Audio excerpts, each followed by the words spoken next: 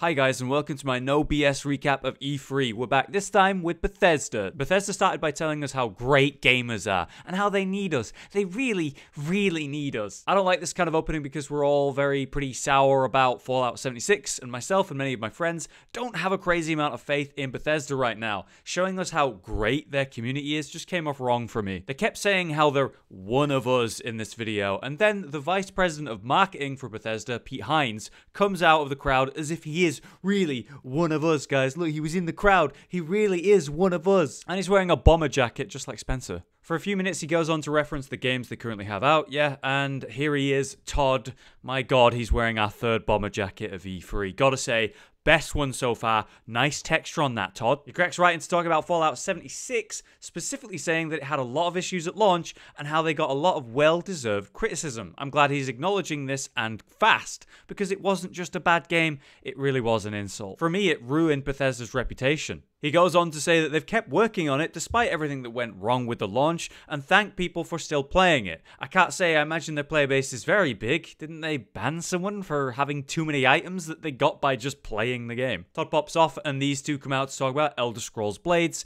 you know, that mobile game they have. They're adding some new quests, items, jobs, arena battles, and also custom jewelry. Ooh. That's exciting stuff apparently because the crowd cheered somehow. Oh, and they're bringing this game to the Switch, which is kind of weird since it's a mobile game. There isn't much actual gameplay per se, but I guess it makes sense to have it on another platform. Next up is Fallout 76 again. These two come out with proper, like, shit-eating grins on. I don't know if they know how bad of a state Fallout 76 is in. What's going on? They tell us how incredible the first year of content has been and reference some of the stuff that's in the game. And then we get a trailer for the new update called Wastelanders, in which they're adding actual NPCs like that's some sort of big deal in a regular game. But hey, Fallout 76, it's impressive. They've updated the map, they're adding some story, there's new gear and weapons in the game too. It's a free update, and I'm glad they're still improving and hopefully fixing this mess of a game for free. That's the key part. It's a free update. I wouldn't say Fallout 76 is good or gonna be good at this point, but hey, it's better than it was. Also, they've made the game free to play and download for a week, the 10th to the 17th specifically, so if you want to try it out, you can, I guess. Also... It's Battle Royale, isn't it? Oh my god, it's Battle Royale. That'd be hilarious. That would be the fucking coolest. Yep, it's literally Fallout Battle Royale. Oh god, it's another Battle Royale. What to do when things are bad? I guess you just release a BR mode, right? You're gonna fight to become the Overseer in a 52-player BR mode. You level up with perks each match, and as you'd expect, it's last man standing wins. Yep, what can I say, man? They're adding a lot of new content for free, and you can play the game for free for a week at the moment. You know, it's the right way to go about fixing Fallout 76, and it's a pretty good apology since it is, you know, free. Not that I think I'll play it. Todd's back to remind us that it's free again, and makes a tiny reference to Elder Scrolls 6. And that's all you're gonna get in regards to Elder Scrolls 6 this year, so cherish it. Thanks us for believing in Bethesda, and Shinji Mikami comes out from Tango Gameworks. So maybe wake up because this actually looks good, and this wholesome, adorable lady comes out to introduce it. Wait, hang on.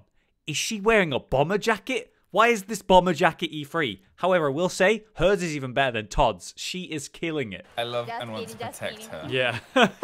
We are very excited. Let's take a look. Internet. Thank you. Bye-bye. Wait, my future wife, come back. Wait. Okay, Ghostwire Tokyo is a very intriguing game. People are vanishing, like really just popping out of existence all over the place. And you're going to try and find out why. And you're going to encounter all kinds of different conspiracies around it. Your goal being save humanity from whatever's happening here. There's going to be ghosts, spirits. Some are going to be friendly, and some are going to make you pee your pants. Honestly, it's a really good concept. There's something special about this. I'm excited to see more. And we're back to talking about how Bethesda is so great once again. Matt Fyro comes out to talk about ESO, but barely can because there's a few people in the crowd who didn't stop screaming this entire presentation. Thanks. Thank you, everyone. Wow. Thank you. And... Anyway, ESO is apparently killing it from everything I've heard. It's weirdly a very successful MMO, and I've been thinking about trying it out again, personally. He chats about the recent updates to the new Necromancer class, and we do get a cinematic for the new expansion. I'm glad to see this game's doing well. it honestly does look good. It's certainly something to play if you miss Elder Scrolls, because you're going to be waiting for Elder Scrolls 6 for a very long time, champ. They're calling this update Dragonhold, where you get a new storyline, and it's finishing the Season of the Dragon with that. They're planning on revealing more at QuakeCon in the summer. And next, we get a new project, a new game. Just kidding, don't get excited. It's actually just another mobile game. Commander Keen, originally released in the early 90s. Billy Blaze, aka Commander Keen himself, is Defender of Earth. He's basically a smart kid. They're doing a modern take on that game with the children of the original Commander Keen, Billy and Billy. Great naming there. Again, it's a mobile game. It's got a story mode and a battle mode, and I don't care at all, man. I'm sorry. After that, we got a new trailer for the Elder Scrolls card game, Legends.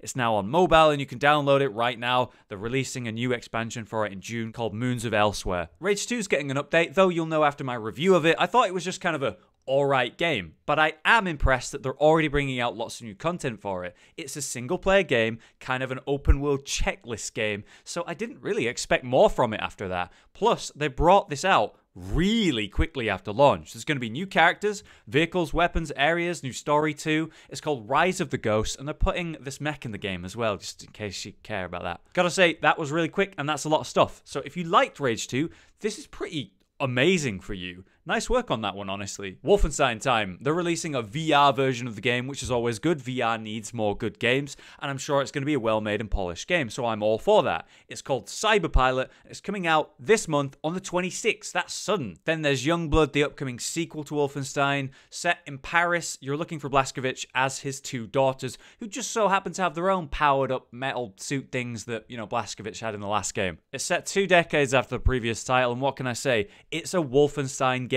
You're going to be killing tons of Nazis in different locations in a ton of different ways. It's mindless fun, and they're popping these out pretty quick, actually. The new Colossus, the previous game, came out barely a year and a half ago. That is fast dev time for Youngblood. In this one, you're going to be able to play the game solo or co-op for the first time. That's pretty sweet. I'm sure this is going to be a fun experience. Oh god, is that another bomber jacket on the right? It is. Wow. Not feeling the colour on this one though. Dark green, not for me, mate. Okay, jacket aside, it's a new game called Deathloop.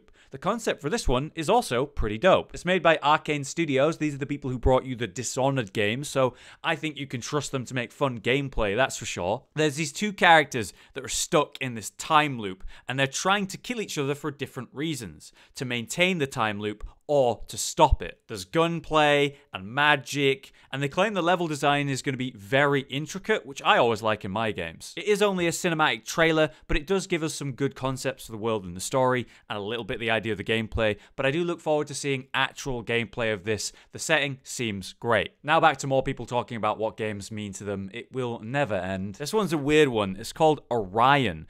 It's the idea that you're streaming games to different devices, but it's vastly improved, taking less bandwidth to do and so on. They showed a guy using it on his mobile phone with a controller rigged to it, and I was shockingly really impressed. I mean, just look at it. It's running Doom on a mobile in 60 FPS really cleanly. That is impressive. Imagine being able to do that like wherever you are, as long as you've got like a Wi-Fi connection. We're probably really far from that being a reality, but I imagine, you know, you'll need a solid connection so it won't work properly in most places. I don't know. But it is really good that we're pushing the boundaries of gaming. This is tech improvement. It's huge potential for the future. I'm all for that. And finally, our last game, it's Doom Eternal. We get a setting trailer and lots of information. I mean, a lot of information. Earth is being consumed by the demons, and obviously, as Doom guy, you're trying to save it and kill some demons. The story is going to take you all over the place, from Earth to different planets, to heaven and hell itself. It looks dope, and how wouldn't it? It's Doom. The Doom release in 2016 was top tier. Such a well done Doom game. Eternal is just more of that, with even more polish, more story, more gameplay. That's always going to be a winner, right? They gave us another gameplay trailer to show off movement and the new potential for level design, which was neat. It does look good. And the release date is set for November 22nd this year. Great news there. Here's the collector's edition, come in with a wearable Doom guy helmet, which they show off in the crowd on this guy.